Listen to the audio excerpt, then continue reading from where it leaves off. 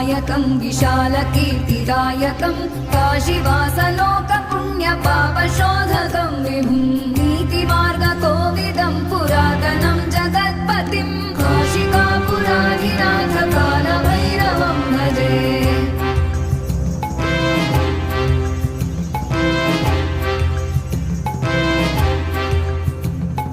कालभैरवाष्टकं पठन्